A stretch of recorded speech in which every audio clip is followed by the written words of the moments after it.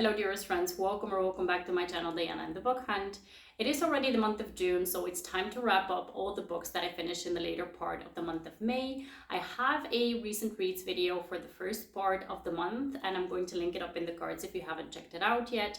I think I read 11 or 12 books, I'm not sure, at the first part of May, and then in the later part I read 8 books, and that is because the last book that I read was quite chunky. I think it was 600 plus pages, and I was reading that one physically, so I just needed the time to kind of absorb that book, because it's actually one of the books that is going to end up in my favorites of the year list.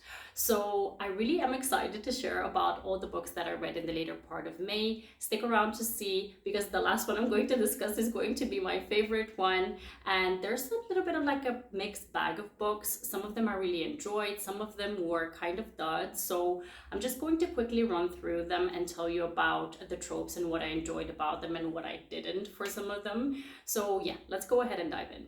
The first book I'm going to talk about is a sports romance that I think I first saw Tori from Novel Life talk about. She was raving about it at the end of last year, and since then it really kind of picked up traction and everyone has been reading that book and has been enjoying it, so I really wanted to pick it up as well, and I got a hold of the audiobook for it. It's Unsteady by Peyton and Corinne. This is a hockey romance but also an ice skating romance, because the heroine is an ice skater, a figure skater, while the hero is part of a, I think, college hockey team. He's quite popular, he's quite successful in his career as a college hockey player, but he had this incident in one of his latest games where he got a concussion, and after that concussion he has been having panic attacks, so he kind of has PTSD as a result of the incident that he lived through.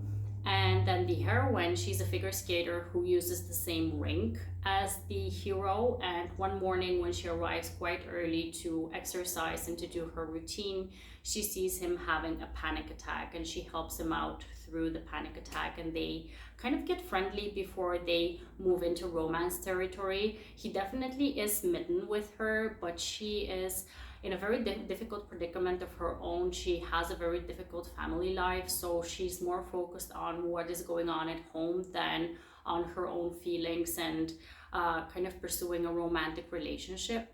So the two of them really help each other out. He helps her out with her home life, she helps him out with his professional life and his trauma in his professional life. So the two of them are just so suited towards each other. They're really like soulmates, and I really felt their connection, I felt their chemistry, I fell in love with their love story, and I gave this book 4.5 stars. The second book I picked up is Powerful by Lauren Roberts. This is no surprise because I read Powerless last month, and I was really interested in picking up the novella that is accompanying it before the new release comes out, I think next month, which is going to be Reckless. So Powerful is a novella that is set in the same world. It follows side characters that were mentioned in the first book, and actually the heroine of Powerful, we know what is happening to her because, or what happened to her in book 1 already, but we kind of see glimpses of what has happened in the meantime while we were not focusing on her in book 1. So we see that she forged a relationship, a friendship, and also kind of like a slight romance with the hero in the novella. His name is Mac and her name is Adina. The two of them have this relationship together, and he really is very much connected with her.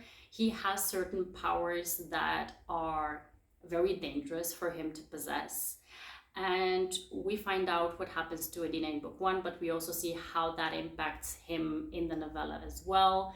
And it's kind of like a foreshadowing of the fact that he's probably going to be playing a big role in Reckless. And I was really intrigued by their story. It read very fast for me, and because I was already familiar with the world, I really got immersed into it, and I connected with the two characters, and because I really connected to their love story or their friendship, I really got tearful in the end. So it really brought out an emotion out of me that I didn't expect it to bring out. So I gave this one a high 4 stars. So I think I mentioned in one of my previous videos that I'm really in a summery mood. I really am in the mood to pick up summery kind of reads that give me summer vibes. So books that are set in summer or that are somewhere in a destination where it kind of brings me the vibes of summery feelings. So the next book I picked up is Christina Lauren's latest release, which is The Paradise Problem. This one is such a fun summery read. It has a marriage of convenience trope. I have to say that Christina Lauren, the author duo, their works are kind of hit or miss for me depending on whether I'm going to like the humor within their rom-coms, and for this one I definitely appreciated it. I really laughed out loud a couple of the times within the book. There were certain scenes that were just so much fun. The book centers on the hero and heroine who, when they were in college, they struck up a deal to get married for student housing purposes so that they can get a place to live together. And they essentially were roommates, but they never came across each other when they were living together because they had different schedules. So they really didn't have very much of a relationship. And then once their studies were over, so they graduated, they parted ways. And they were supposed to get a divorce, but they never actually did. And then a couple of years later, the hero needs the heroine to pretend that she's still married to him in front of his family because he's actually coming from this billionaire family and he needs to get his inheritance. And to get his inheritance, he needs to have been married for 5 years. So he needs to present her as his wife. She needs to play the part that she has been married to him for 5 years already, because that's how long they've been married. So it's quite an interesting predicament that they're in, especially because the hero and heroine are quite opposites of each other, and they go to this destination wedding that is part of his family. So his sister is getting married, and it's a bit of everything is all over the place because the heroine is not part of their world, and everyone notices that she's kind of like the sore thumb sticking out. It's really a very nice setup, very fun. Sometimes awkward situations are popping up, and I don't know, I just had a lot of fun with it. It was also very spicy, so it was very like refreshingly so spicy. And yeah, I gave this one 4 stars. I had a lot of fun with it, and if you're looking for just a breezy summer read, this one is definitely one to go with. Next up, I picked up another book that was very highly recommended by Michae from Oh Hates Michae, and I think also from Nicki. Both of them were speaking about this book, that it was a favorite of theirs. They gave it 5 stars. It's an MM romance called Garron Park by Nordika Knight. And while I absolutely appreciate and can understand why they loved it, for me it was kind of a miss. I gave this one 3 stars. It's a motocross rivals romance between 2 male characters. So it's an MM romance where the 2 of them have this really very exaggerated enemies to lovers dynamic where they're fighting more than anything else. And I can understand why it can be appealing, that kind of a dynamic, because sometimes the enemies to lovers situation, when you see that trope, it's really not executed very well. Typically, they're not even enemies. They just have some kind of a dislike towards each other. In this one, it's definitely enemies and rivals to lovers. But for me, it was kind of repetitive. The writing was not for me. It just felt very immature and very kind of, I don't know, it didn't flow well for me. So it took me such a long time to get through this book, and at some point I was even skimming because it just felt like I had read those sentences before out of their mouths, and it just was repetitive and not very, I don't know, not very appealing to me. So I gave this one 3 stars. I definitely think that it may be a me thing here because I definitely saw that a lot of people were loving this book. So it could be that just the writing style is not my favorite and that you might love it. So if you're interested in a motocross, kind of a male-male, darker enemies to lovers dynamic, because there's a lot of talk of abuse, so check the trigger warnings for this one. But if you're interested in that kind of a setup, check it out to see if it's going to be for you, because it might work for you while it didn't work for me. So currently a lot of Formula One romances are coming out, and I read 2 of them last month. The first one being Offtrack. This one is by Esha Patel.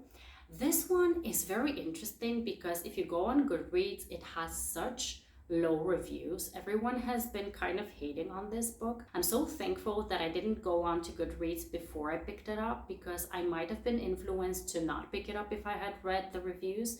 But I'm really happy that I did, because I actually really did enjoy this one. I gave it 3.5 stars and I rounded it up to 4, because I definitely think that people on Goodreads have been really harsh towards this book. I'm actually going to tell you what it is about first, and then I'm going to tell you what I wrote on my Goodreads review, because it kind of encompasses everything that I thought was really well done within it.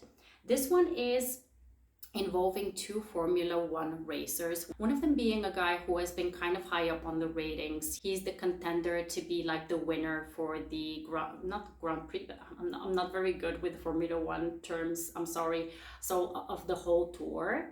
And then we've got a woman who basically she was racing in the lower category of the Formula 3, I think it's called. And then she gets called up to Formula One because one of the main drivers of one of the teams gets injured and she can replace him essentially. And the interesting thing here is that she's a Saudi woman. So she's from the Emirates.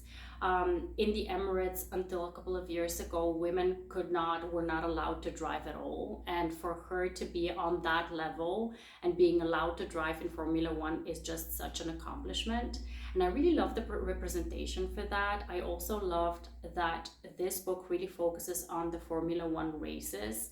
While I don't actively follow Formula One as a sport, I was feeling like I was part of the action with this book, and it really made sense to me how they were moving from country to country and having these difficult races, and how that brought them close together, them feeling kind of connected towards each other, feeling the same kinds of feelings and having the same kind of difficulties with different teammates.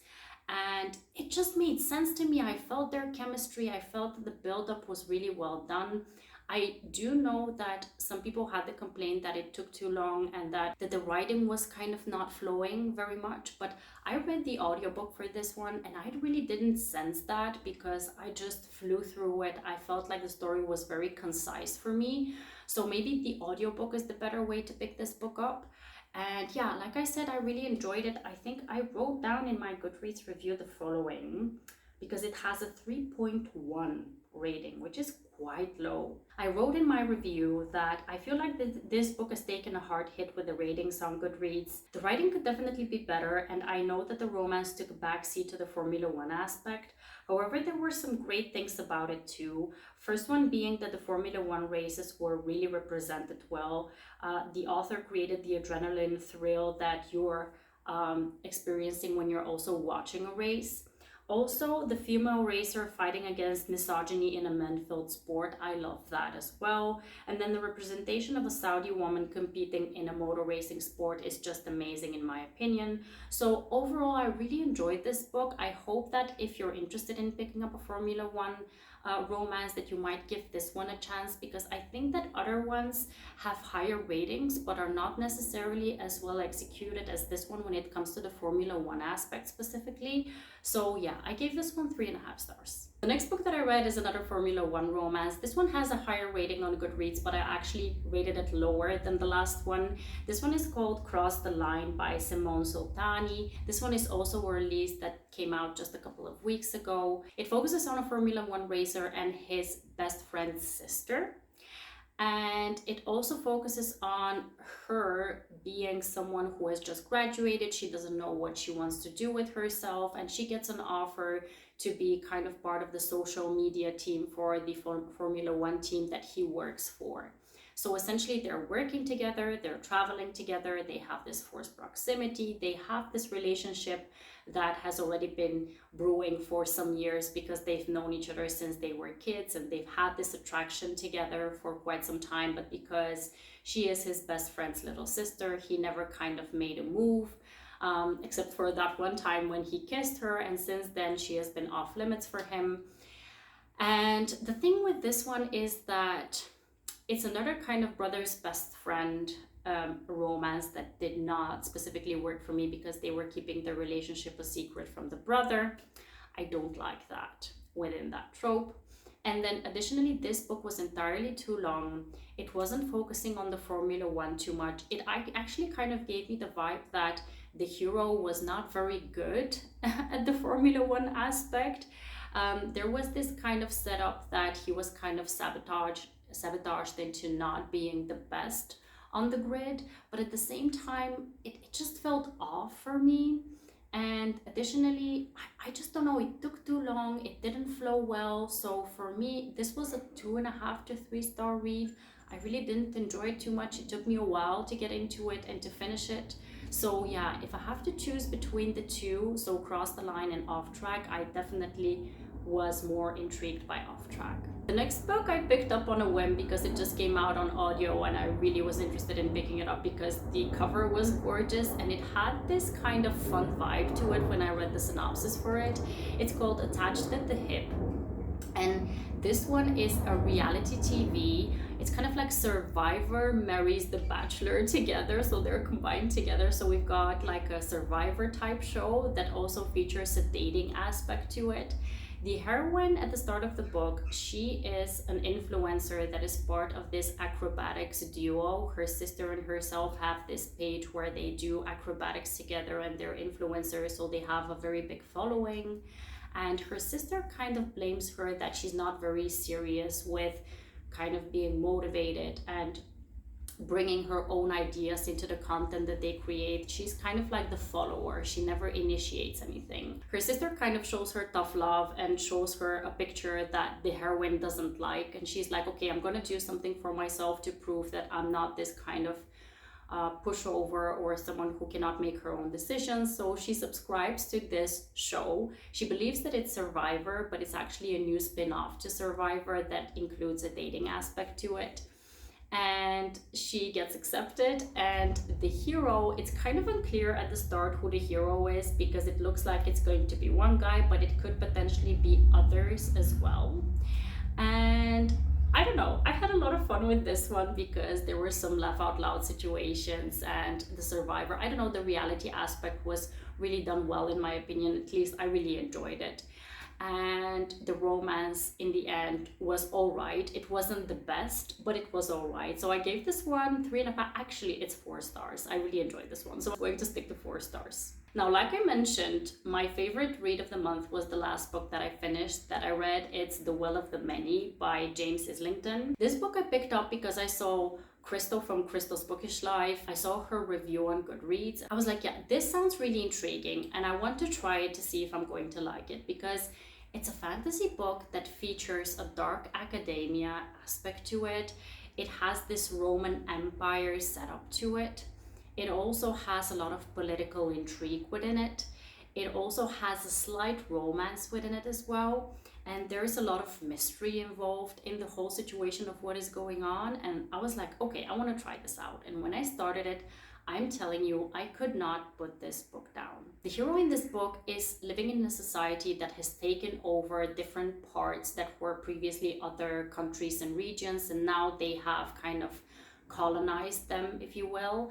And he was part of one of the last countries that kind of didn't want to give up control of their society, and he was really proud to be part of that society, and he didn't want to concede to give power to that specific new society that is forming. I'm not sure if I'm explaining this well, but I'm very bad at explaining fantasy plots. And essentially, he has been kind of in hiding. He's been in this orphanage for a long time. He's been in a fighting circle, and there's this guy who takes notice of him, and he invites him into adopting him, essentially, to complete certain things within this academy. And in return, he's kind of going to get to win his freedom, essentially. And that is all I'm going to say about the plot, because I'm not very good at explaining it. But essentially, I was so immersed into this story. I fell in love with the writing. I fell in love with how well developed it is, how much political intrigue there is, how much interesting characters there were involved in this story, and how I wanted to know more, but I didn't want the story to end. And this is the kind of setup that really kind of lets you know that it's the best kind of setup, right? Because you don't want it to end, but you want to know how it ends. And it's just a wonderful book. It's the first book within an installment that is going to get continued. I think the next book is going to get released next year, and I really can hardly wait until it releases so I can pick it up. And yeah, this is definitely going to end up in the favorites of the year. For me, it's a 5-star read for me. So my friends, these were all the books that I managed to finish in the later part of May. Please let me know if you've read any of the books that I mentioned in this video and whether you enjoyed them or not. Also, let me know what you read in the month of May and whether I should be on the lookout for a next 5-star read. Please like my video if you did so, and also don't forget to subscribe to my channel if you haven't already. I hope to see you in the next one. Have a wonderful, marvelous day. Happy reading. Take care and bye-bye.